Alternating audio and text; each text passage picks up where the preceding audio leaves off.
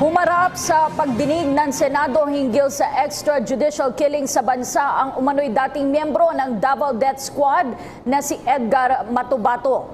Ayon kay Matubato, karamihan sa mga pagpatay na ginawa ng kanyang grupo ay utos ni Pangulong Rodrigo Duterte na noon ay mayor ng Davao City. Inutusan umano sila ng dating alkalde ng Davao City na dukutin at patayin ang mga tauhan ni dating House Speaker Prospero Boy Nograles nang maglaban sila ni Pangulong Duterte sa pagka-alkalde noon. Ang kay Matubato, nakokonsensya na umano siya sa kanyang mga nagawa kung kaya't lumabas na siya para magsalita. Patayin ang mga Muslim matapos ang pambobomba sa simbahan sa Davao noong 1993. Dinukot din umano nila sa Samal Island ang hinihinalang international terrorist na si Sally Macdum. Sinapchap di umano nila ang katawan nito at inilibing sa quarry site. Samantala, nagkaroon ng pagdududa sina Senador Ping Lacson at Senador Alan Peter Cayetano sa kredibilidad ng umano'y dating Davao Death Squad member na si Edgar Matubato na ipinresenta bilang witness sa pagdinig kaugnay sa extrajudicial killing sa bansa.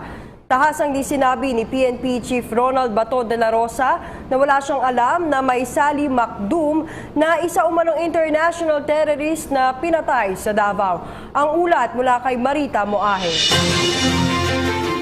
Isang witness na dati siyang miyembro ng Davao Death Squad at marami na umano nga napatay ang iprinisenta ni Senator Leila de Lima, chairwoman ng Senate Committee on Justice and Human Rights.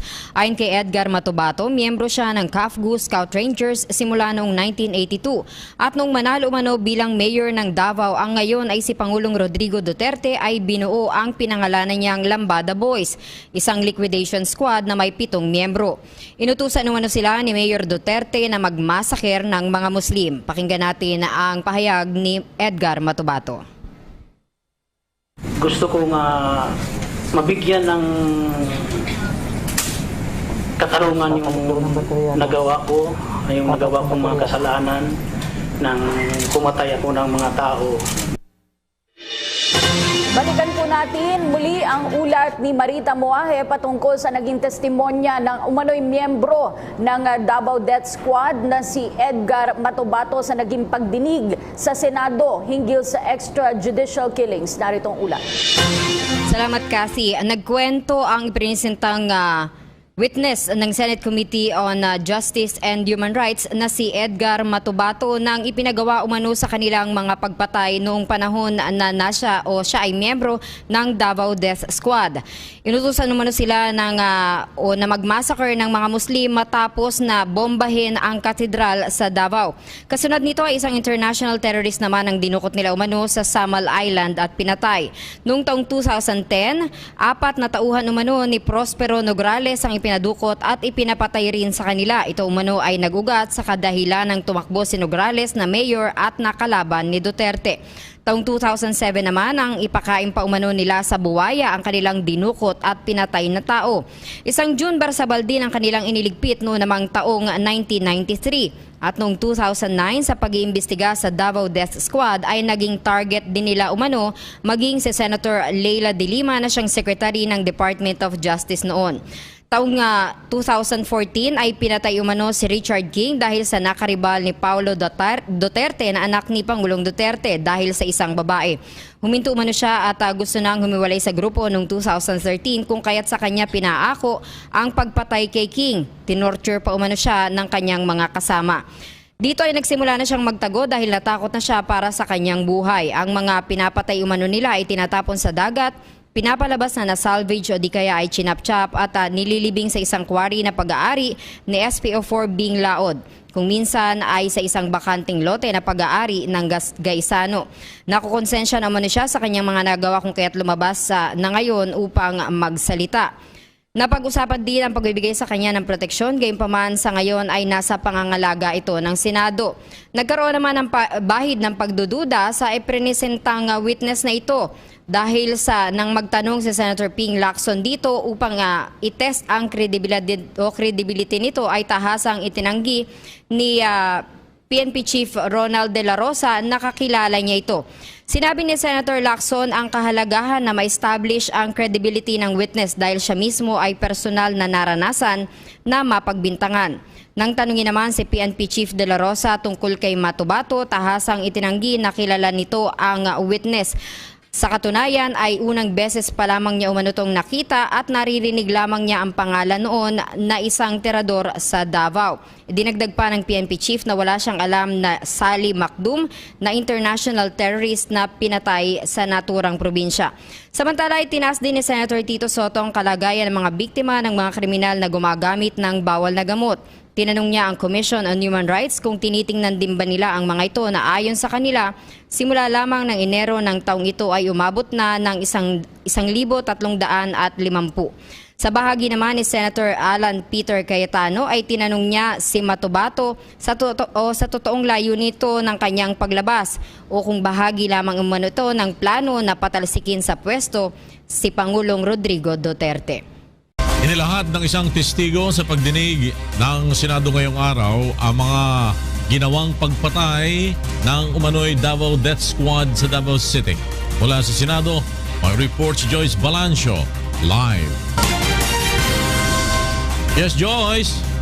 Magandang tanghali sa floor. Muli pinagpapatuloy ngayong araw ang pagdinig ng Senate Committee on Justice and Human Rights and Public Order and Dangerous Drugs sa mga umano'y kaso na extrajudicial killings at summary execution sa bansa. Iniharap na floor ngayong araw dito sa Senado si Edgar Matubato, ang ikatlong testigo sa pagdinig. Inalahad ni Matubato na miyembro siya ng umano'y tinaguriang Davao Death Squad na inuutusan ni dating Davao Mayor at ngayon Presidente Rodrigo Duterte na pumatay ng mga tao sa lungsod. Aniya na susweldohan siya ng Davao City Hall bilang ghost employee noon. Kasama niya sa Davao Death Squad ang ilang rebel detainees na pawang mga kaibigan niya ni President Duterte. Ayon kay Bato-Bato, mula 1998 hanggang 2013 ay pumapatay niya siya ng mga taong itinuturo at ipinag-uutos ni President Duterte at ang kanyang anak na ngayon Davao Vice Mayor Paulo Duterte. Kabilang niya sa mga pinatay nila sa operasyon ay ang mga supporter noon ni Prospero Nograles na nakatunggali ni President Duterte sa pagka-alkalde ng Davao